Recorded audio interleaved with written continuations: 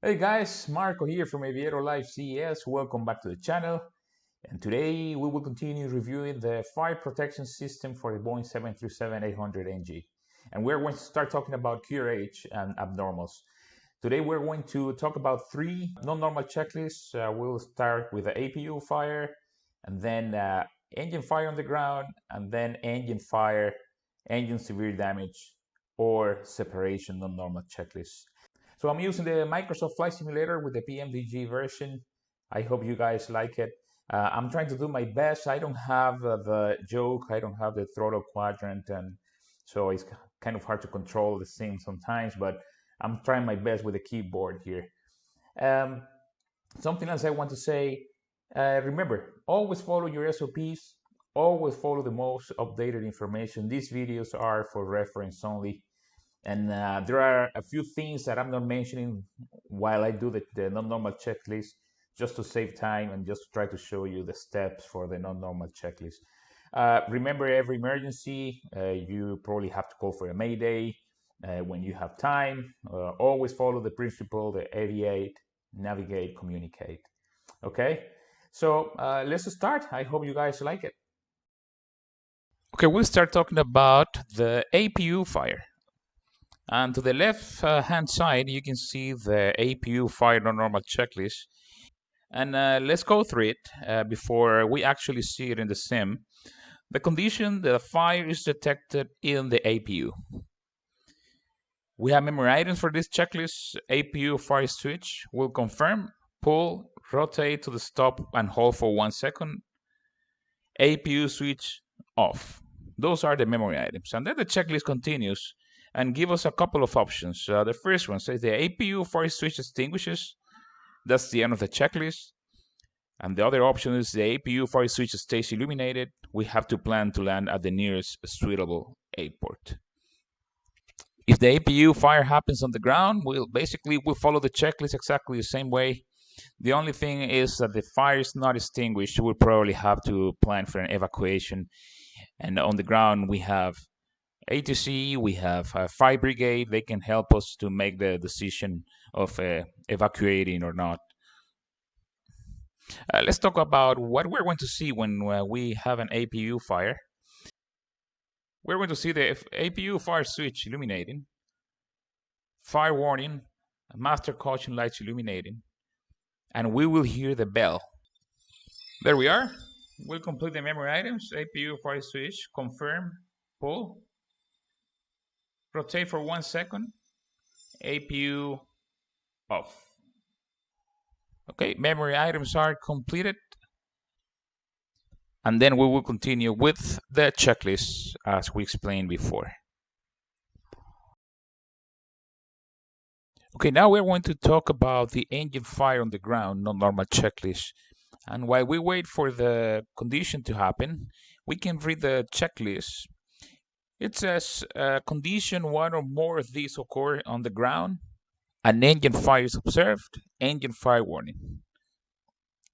What are we going to do? And we can see the checklist here on the left hand side. Throttle levers both close. That's done by the captain. Parking brakes set. Advise the cabin. It all depends on your SOPs, what you call for the cabin crew.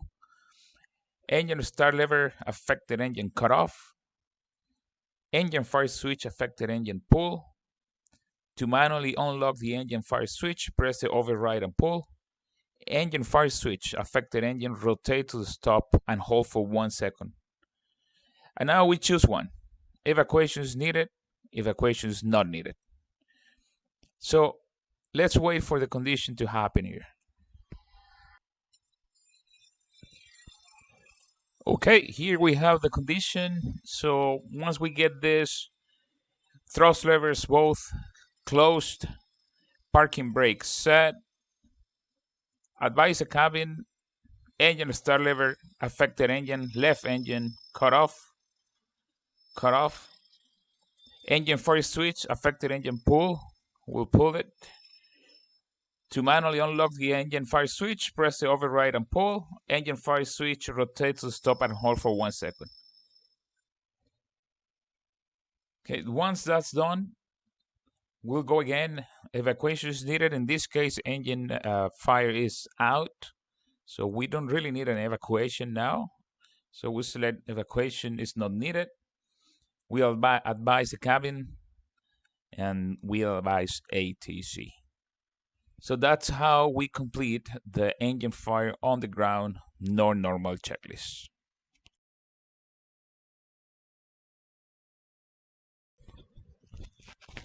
Okay, so we are going to start the takeoff roll from Moscow, and at some point after departure, we're going to have the engine fire. After 400 feet, I'll engage the autopilot, so it will be easier for me to show you. Something else I wanted to tell you: we have the auto throttle disengage switch here, and we have the toga switch here. It's kind of hard to control it from this angle.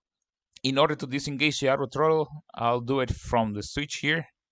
Okay, I think it's easier for me to save some time. And about the toga switch, we have an easy access to it here in this screw. So you can see toga.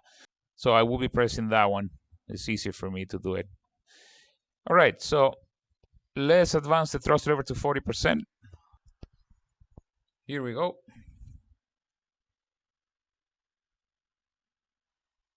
And once they're stable, we press toga. We see N1 toga.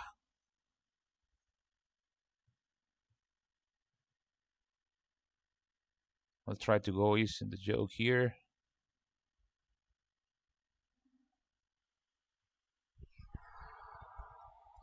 So we have a positive rate. We put the gear up. And we have 400 feet. I'll put the autopilot on. So we are taking off with flaps 5.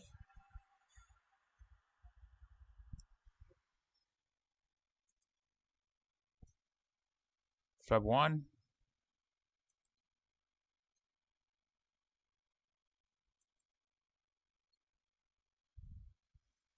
And flaps are up. And flaps are coming up.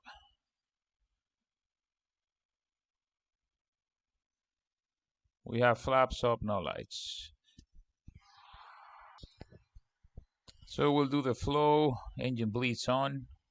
Packs auto. Turn off the lights.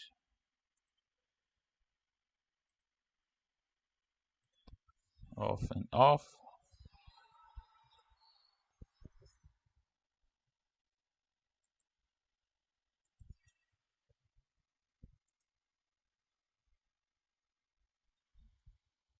And we have completed the flow for the after takeoff checklist.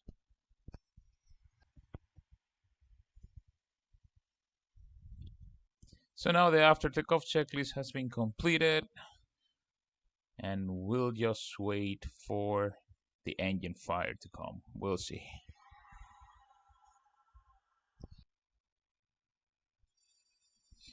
There we have. That's the condition. We can identify we have an engine fire. We can silence the bell, and we'll complete the memory items for the engine fire. So auto throttle, if engaged, disengaged. Just remember, just to make it easy for me, I will disengage it from here. It's disengaged. Thrust lever affected engine, we have to confirm and close. In this case, it's number 1. So we'll close that one. It is closed. Engine start lever affected engine, confirm and cut off. We will cut off the number 1, but remember, autopilot A disengaged.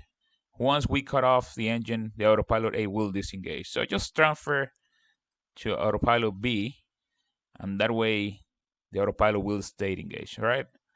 So we'll confirm, cut off, engine fire switch affected engine, confirm and pull. We'll pull this one, number 1. Okay, to manually unlock the engine fire switch, press the override and pull.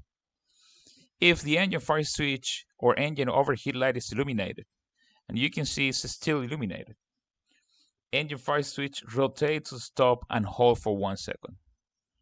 So we'll rotate, and then we'll take the time 30 seconds. Let's continue with the checklist. Choose one, on the ground or in flight.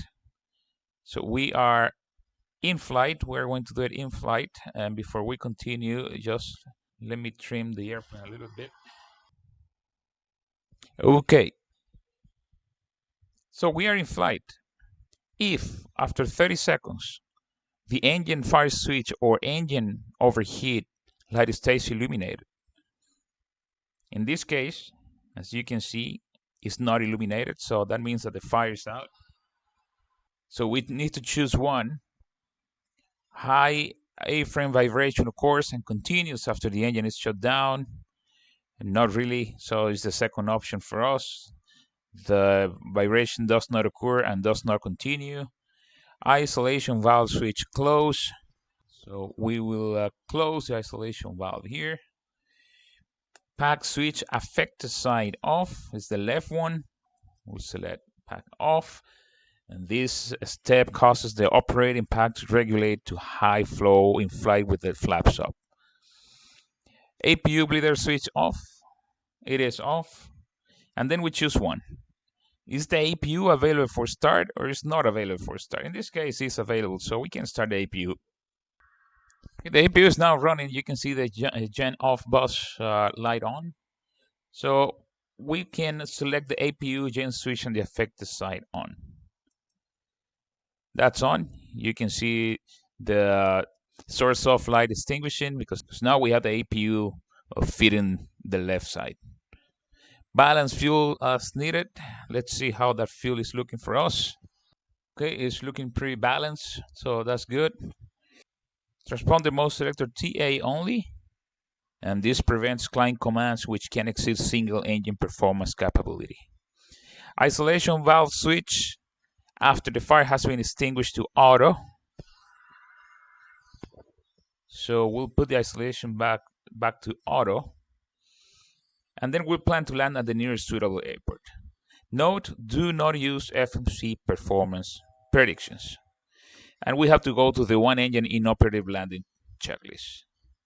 Okay, so this is how we complete the engine fire non-normal checklist. All right, so since we are only showing here the QRH for the engine fire non-normal checklist, we will not continue with the one engine inoperative landing non-normal checklist. Maybe in a different video we can do it and we can complete the landing. Just let me know in the comment section if you would be interested in that. Okay guys, that's the end of the video for today. I hope you liked it. If you did, please give me a thumbs up. If you're not subscribed to the channel yet, please do it now. And don't forget to press the bell so you will be notified once we upload the next video. And as always, if you think these videos could be useful for somebody else, please share them. And that's going to help me a lot to grow the channel. Next week, we will continue with the fire protection system. We will be talking about TRH and abnormals. Until then, guys, please take care and hope to see you soon.